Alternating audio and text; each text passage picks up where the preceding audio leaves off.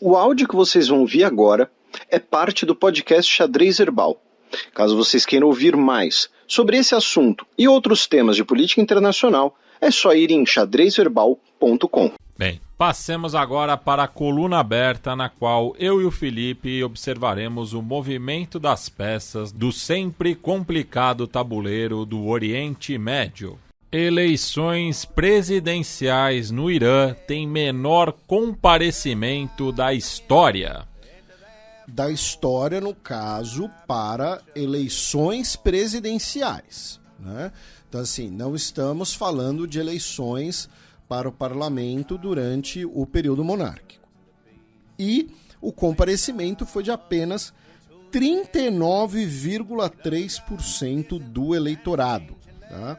São 61 milhões de eleitores, mais ou menos ali, tá? Arredondando, e compareceram apenas 24 milhões e meio.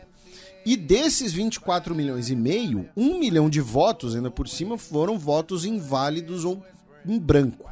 Então, no fim das contas, teremos um segundo turno entre o Massoud Pezeshkian, que ficou em primeiro, né, que é o candidato visto como reformista, o candidato menos linha dura, que foi ministro da saúde, inclusive, no governo do Mohammad Khatami, que é considerado de todos os presidentes, né, que o Irã teve nas últimas 3 décadas, muito provavelmente o mais reformista, né, o mais progressista. E, em segundo lugar, ficou o Saed Jalili, que é um diplomata, inclusive crítico ao acordo nuclear, né? Ele foi um negociador do acordo nuclear, porém achava que o Irã estava fazendo muitas concessões na época, e aí, inclusive, ele foi substituído.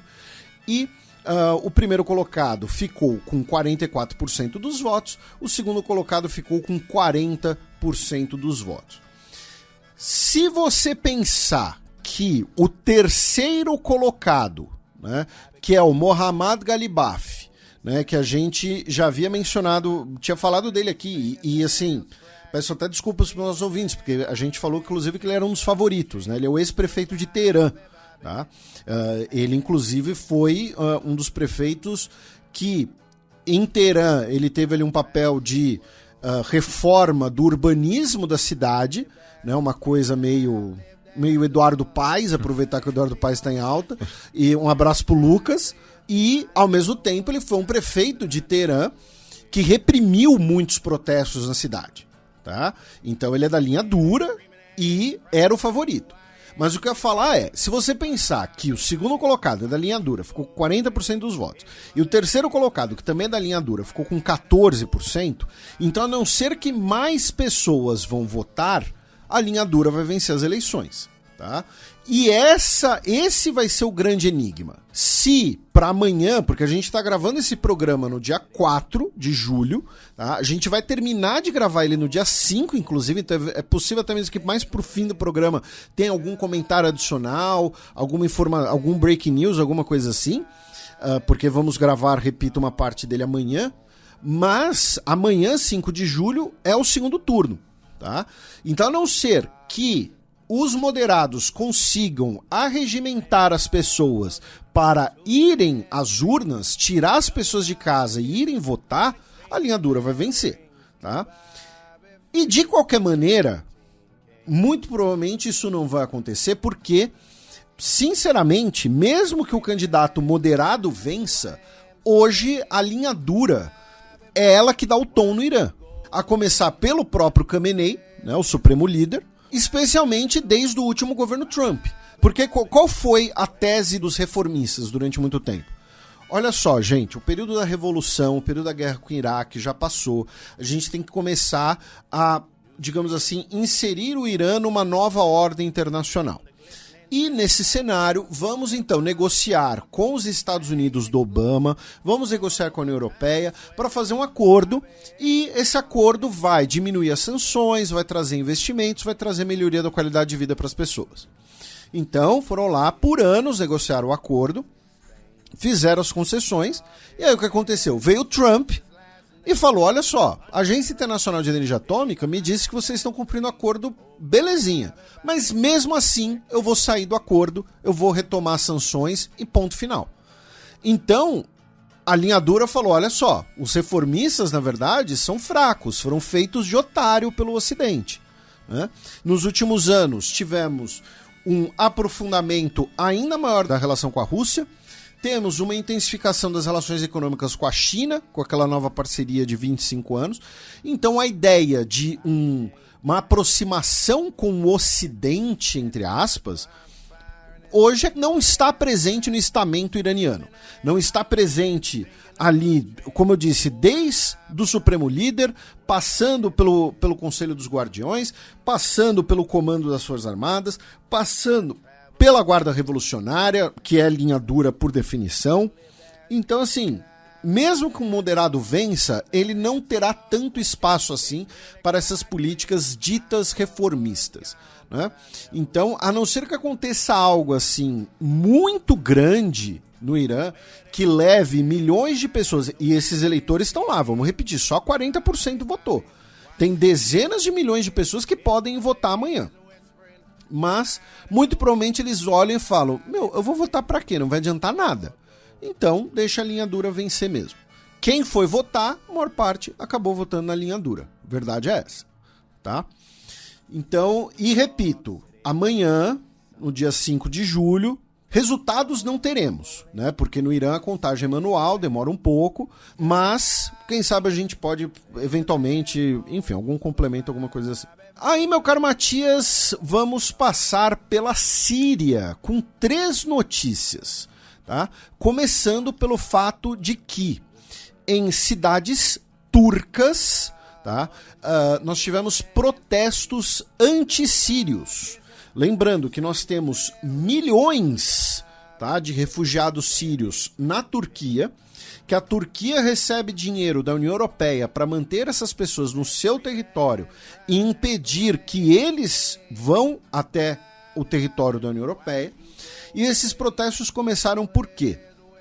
Na cidade de Kayseri, começaram a circular vídeos no WhatsApp que mostravam um homem sírio, tá? Supostamente mostravam, não sei se os vídeos são verdadeiros, pode ser vídeo de inteligência artificial, enfim, né? É sempre tomar cuidado com esses linchamentos públicos, né?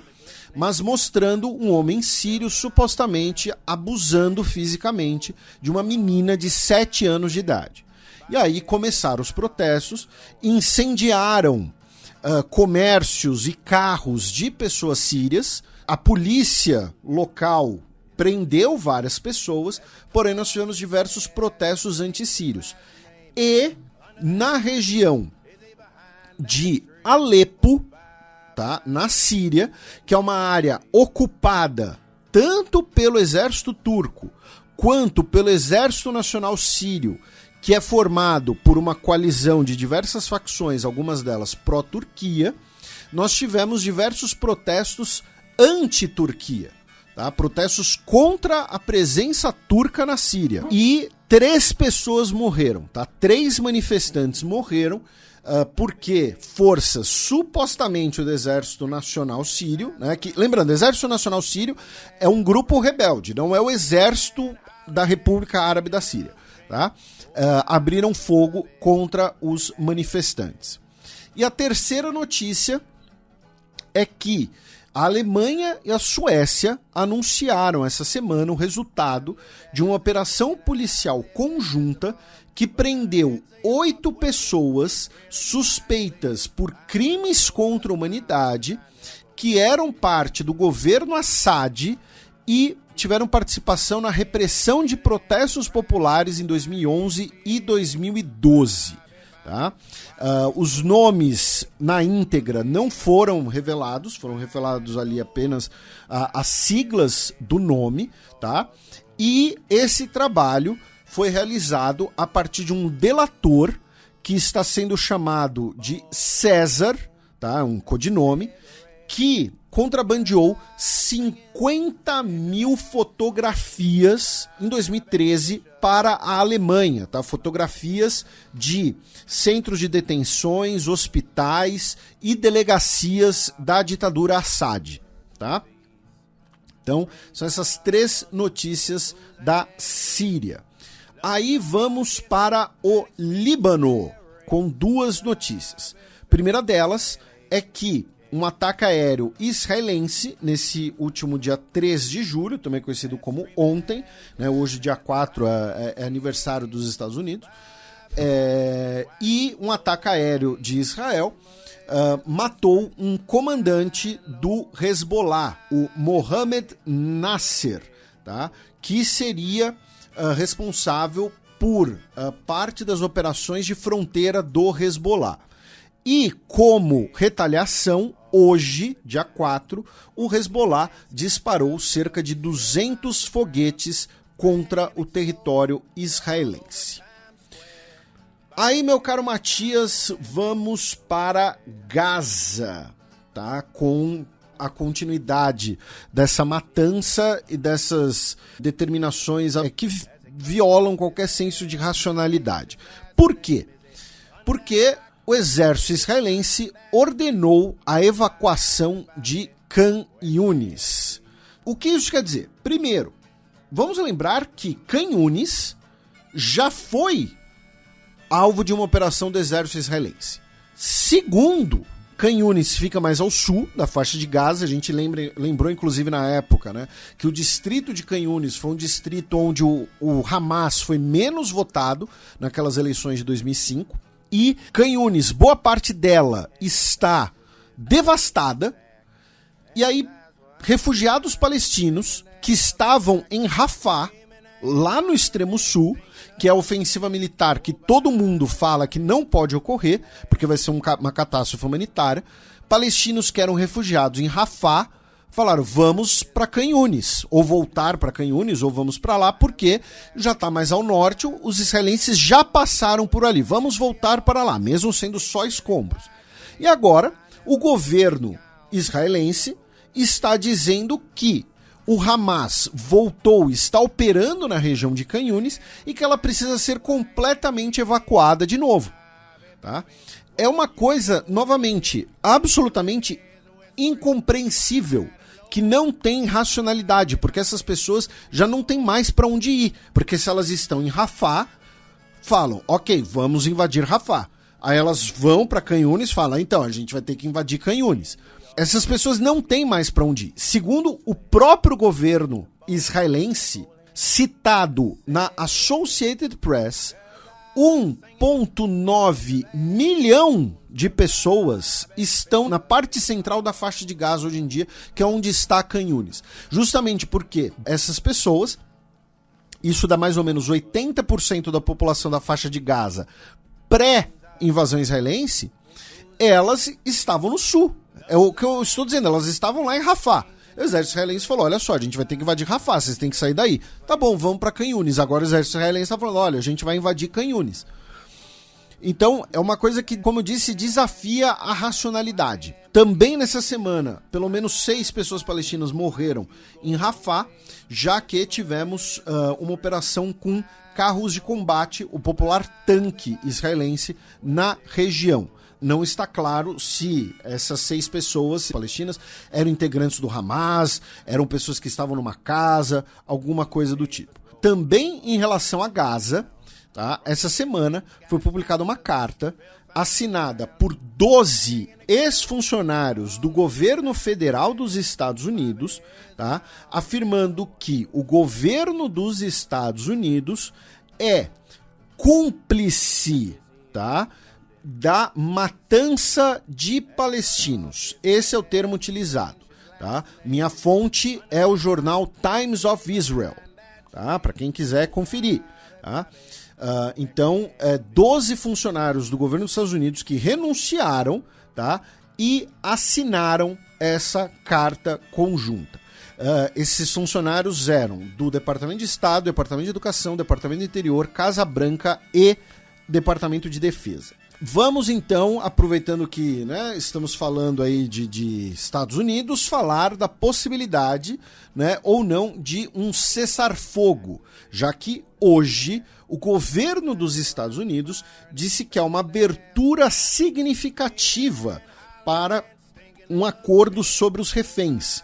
E segundo a agência France Presse, o David Barnea, que é o chefe da inteligência de Israel, tá, voou agora há pouco, tá, algumas horas atrás, para Doha, capital do Catar, para conversar sobre esse possível acordo. Vamos recapitular. Catar serve, né, de basicamente representação internacional do Hamas.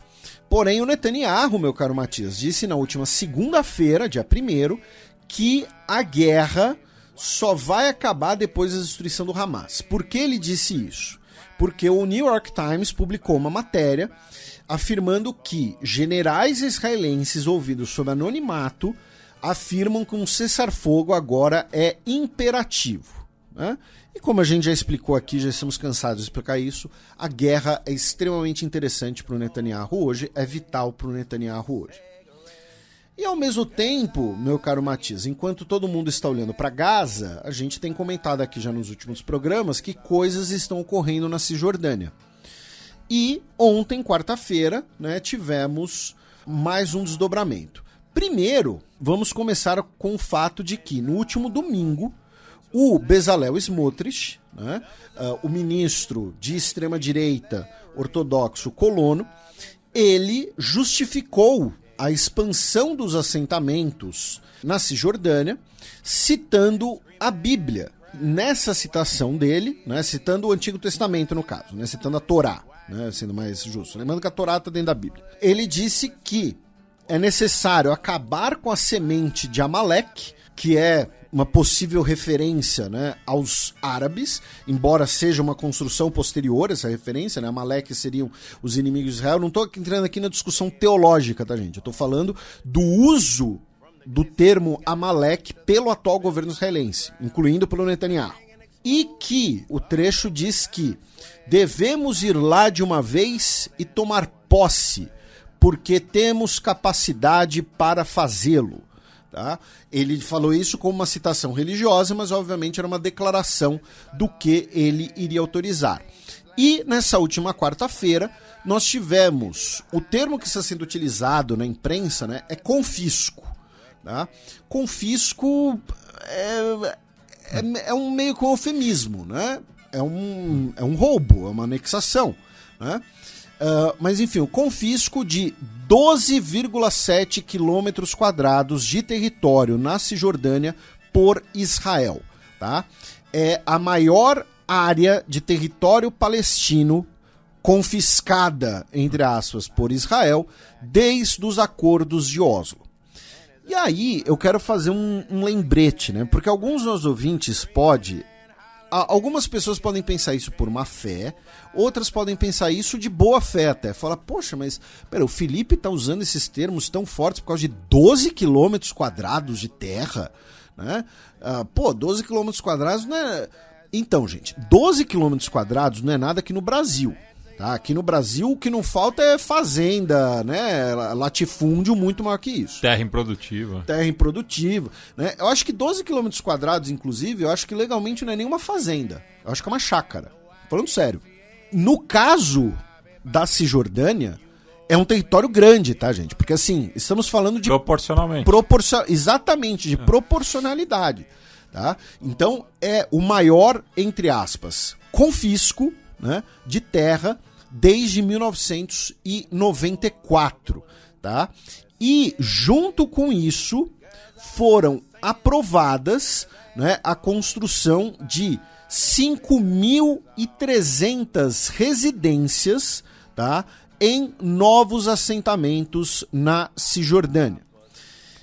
Então, primeiro, são os colonos, né, que fazem parte do governo agindo nas suas agendas. E vamos lembrar, tá? Ano passado a gente fez aquele programa, depois dos ataques do Hamas, a gente fez aquele programa de 7 horas, que é o nosso programa mais baixado até hoje, inclusive, e que a gente falou que uma das questões que explicava, né, o alcance, o tamanho do ataque do Hamas, foi o fato de que 2 brigadas do exército israelense que faziam parte da guarnição dos arredores de Gaza haviam sido retiradas de Gaza e enviadas para a Cisjordânia a pedido dos colonos do governo para garantir a segurança dos colonos. Então, tudo isso está conectado.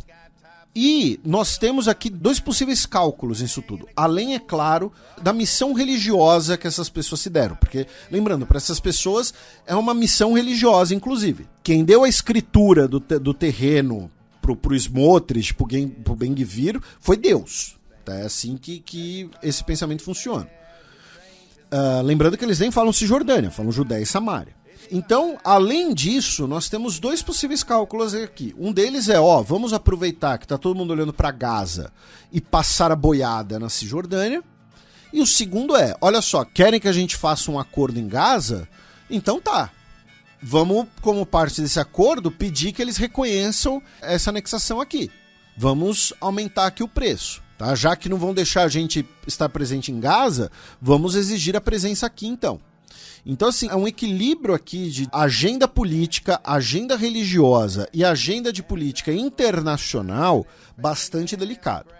Falando em questões religiosas envolvendo o Estado de Israel, nós tivemos, essa semana, protestos de ortodoxos contra a decisão da Suprema Corte que determina que os ultra-ortodoxos devem sim servir ao exército. Repito, esse debate é muito presente lá, já tem vários anos, já tem décadas.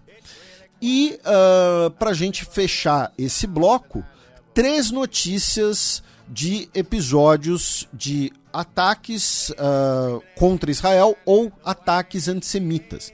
Tá? Um deles foi que, na quarta-feira, dia 3, um soldado israelense foi morto em um ataque à faca dentro de um shopping em Carmiel, no norte de Israel. Segunda notícia é que um homem usou uma besta, tá, para disparar uma flecha contra um guarda da embaixada israelense em Belgrado. O homem foi morto pela polícia e, segundo o governo israelense, esse foi um ataque terrorista internacional contra a Sérvia, ou seja, dizendo que o homem não seria sérvio e seria ali simpatizante de algum grupo terrorista internacional. E a polícia grega prendeu 7 pessoas por ataques incendiários, né, por tacar fogo intencionalmente, né, contra um hotel de propriedade de um israelense e uma sinagoga. Esses ataques ocorreram em maio e dessas 7 pessoas presas, 2 dessas pessoas são cidadãos iranianos. Uma mulher grega, um homem afegão foram presos e depois um outro incidente foi um iraniano, um grego e um afegão.